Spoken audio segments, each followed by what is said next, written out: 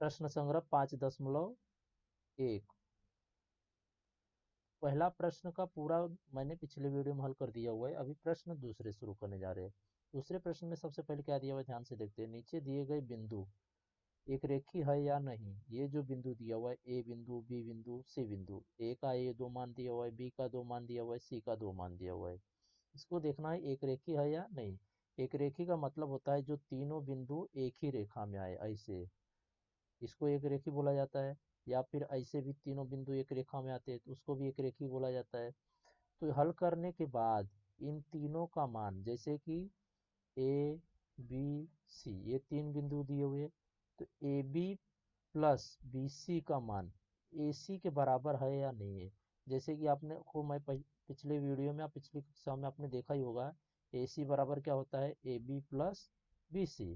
तो ठीक उसी तरीके से हमें चेक करना है कि A B plus B C जो है इन दोनों को जोड़ने पर इसके बराबर है या नहीं, इसका मान आ रहा है या नहीं, ये हमें देखना है। अगर आ रहा है मान, अगर बराबर आ रहा है तो वो एक रेखी होगा, और नहीं आ रहा है तो नहीं होगा। यहाँ पे तीनों बिंदुओं का हमें मान निकालना पड़ेगा, मतलब कि हमें दो बार, तीन बार यहाँ पे हमें सूत्र लगाना पड़ेगा, दूरी का सूत्र। तो सबसे पहले यहाँ पे जैसे माना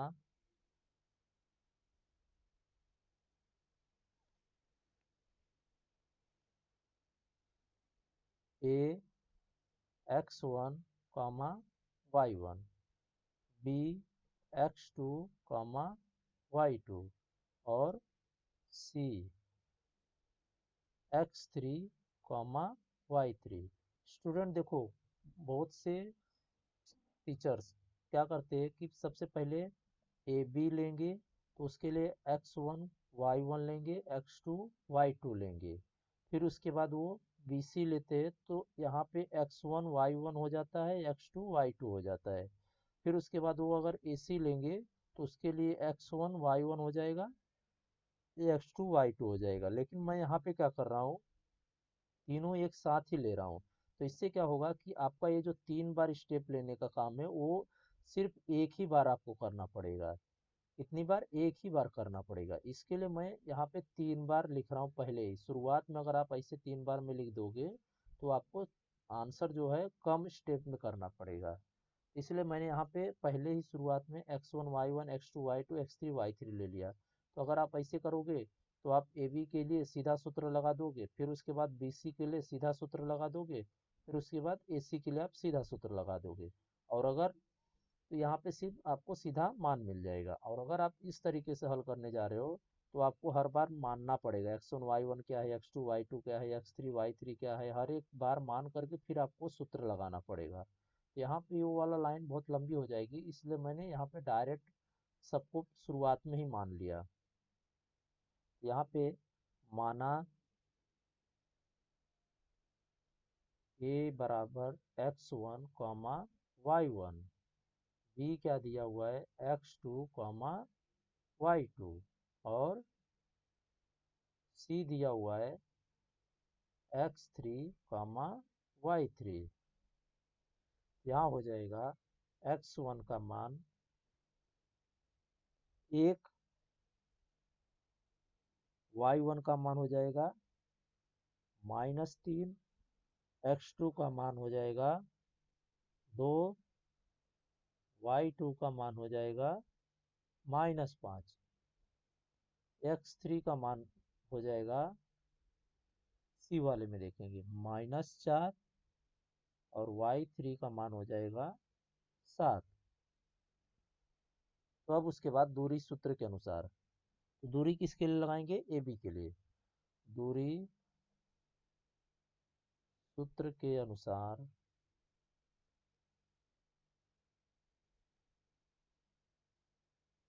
सबसे पहले दूरी निकालेंगे ए बी का। ए बी बराबर,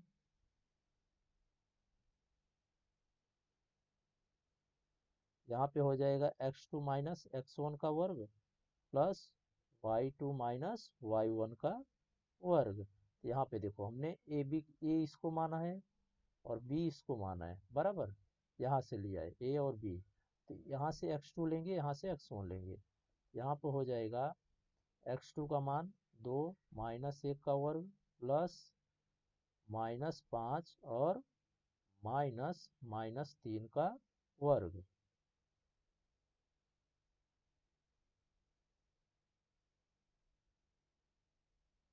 तो मैं रफ कर देता हूँ, इसको सिर्फ समझने के लिए बनाया था। फिर उसके बाद देखो यहाँ पे अभी ये क्या हो जाएगा, 2 में से 1 घटाओगे तो 1 बचेगा प्लस -5 माइनस माइनस प्लस 3 का वर्ग।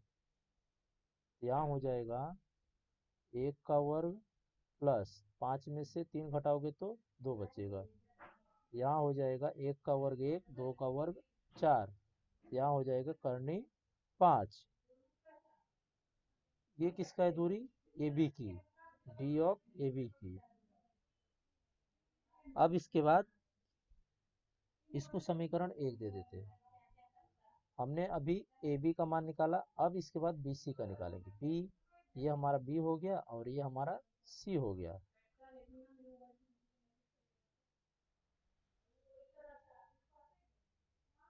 यहाँ अभी देखते हैं बी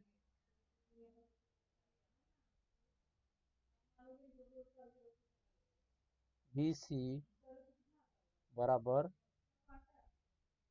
अब यहाँ पे देखो b का मान x2 दिया हुआ है, c का मान x3 दिया हुआ है। तो हम हमेशा जैसा कि शुरुआती वीडियो में बताया है कि x2 ग्रेटर देन x1 लेना है, x3 ग्रेटर देन x2 लेना है। मतलब x2 को माइनस करना है x1 के साथ, x3 को माइनस करना है x2 के साथ। और फिर उसके बाद x3 ग्रेटर देन x1, तो मतलब x3 को माइनस करना रहेगा x1 के साथ।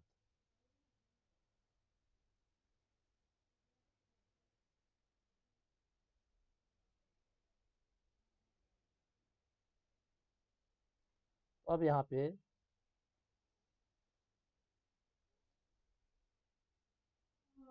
x3 माइनस x2 का वर्ग प्लस y3 माइनस y2 का वर्ग।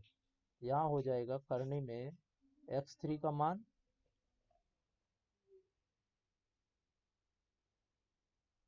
-4 -2 का वर्ग प्लस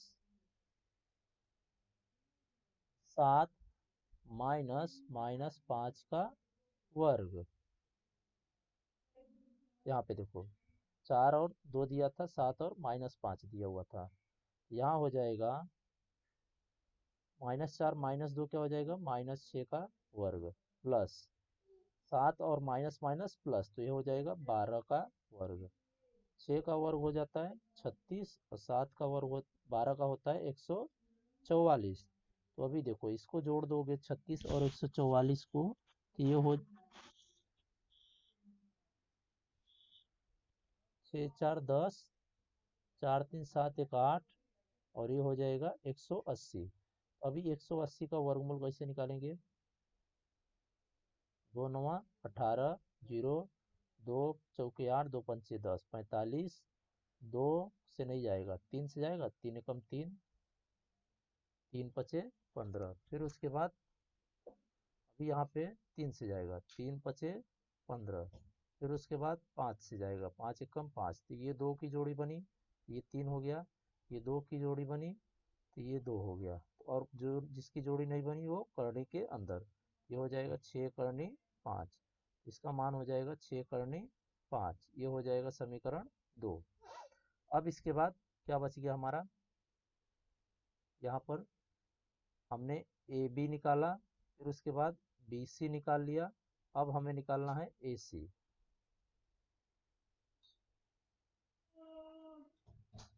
यहाँ हो जाएगा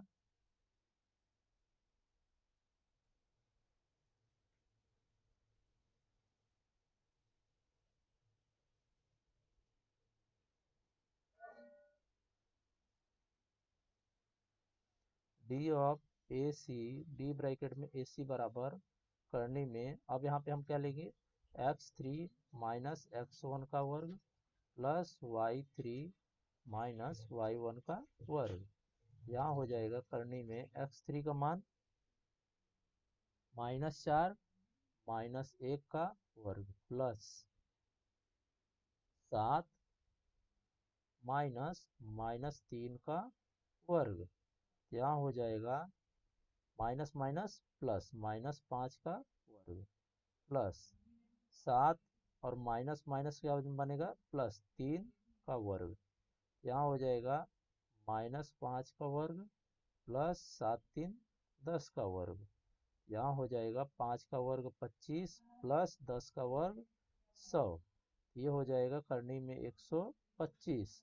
अभी देखो 125 को कैसे हल करेंगे, सीधा 5 से जाएगा, 5 दूनी 10, 5 पचे 25, फिर उसके बाद 5 पचे 25, फिर उसके बाद 5 एकम 5।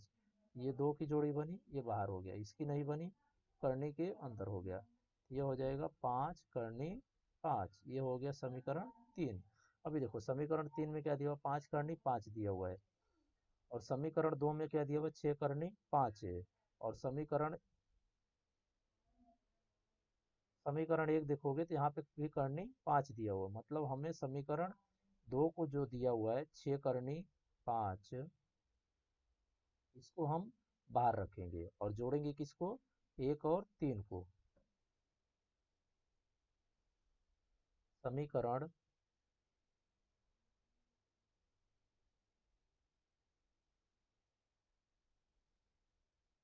1 और 3 को जोड़ने पर समीकरण 1 दिया हुआ था डी ऑफ ए बी, और 3 दिया हुआ था डी ब्रैकेट में ए सी,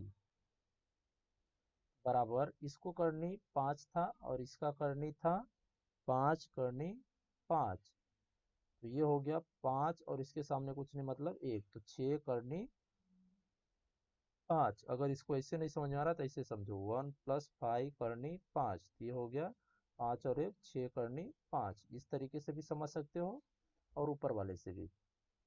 अभी देखो, इसलिए अभी देखो हमें 6 करनी 5 मिल गया दोनों को जोड़ने पर, और हमने जो निकाला था यहाँ पे समीकरण 2, यहाँ पे देखो इसमें भी 6 करनी 5 है, मतलब तीनों बिंदु कैसे हो गए, एक रेखीय हो गए। इसलिए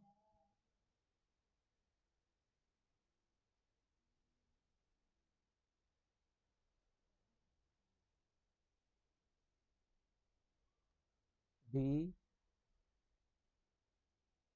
ए बी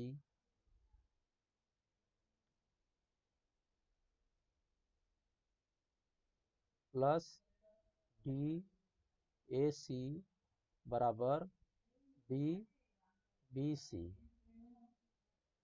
इसलिए A B C, A B और सी तीनों बिंदु एक रेखीय है। ए बी सी एक रेखीय है, क्योंकि हमें ये दोनों को जोड़ने पर ए बी सी के बराबर मिल रहा है। तो ये प्रश्न खत्म यहाँ पर।